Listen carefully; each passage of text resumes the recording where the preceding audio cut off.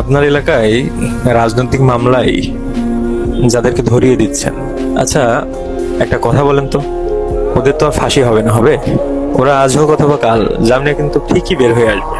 আবার বাংলাদেশের রাজনৈতিক প্রেক্ষাপট অনুযায়ী সেও কিন্তু এক সময় বড় মাপের নেতা হয়ে উঠতে পারে। এটা কিন্তু অসম্ভব কিছু না। তবে সে কিন্তু আপনার প্রতিবেশী হয়েই থাকবে। এমনও হতে পারে যে আপনার বাড়ির পাশের প্রতিবেশী না, আপনি একটা প্রতিবেশী নামক টাইম বোমা বা ল্যান্ডমাইন পুঁতে রেখেছেন, যেটা যে কোনো সময় ব্লাস্ট করতে পারে। আপনার থানার ওসি সাহেব কয়েকদিন পরে ট্রান্সফার হয়ে ঠিকই কিন্তু তার আবার নতুন কর্মস্থলে যোগদান করবে, কিন্তু ওই ওসি সাহেবের তেলবাজি করতে, তার কোটা পূরণ করতে আপনি আপনার যে প্রতিবেশীকে ধরিয়ে দিয়েছিলেন সে কিন্তু ওই এলাকাতেই থাকবে, আপনার পাশেই থাকবে।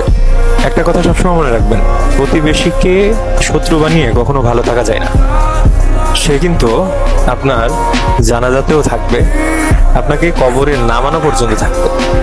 এমনকি আপনার এলাকায় যদি মৃত্যু পরবর্তী হয়তা অনুষ্ঠান করার রেওয়াজ থাকে, সেটার খাওয়ানোর দায়িত্ব অথবা রান্নার দায়িত্ব কিন্তু সে থাকবে।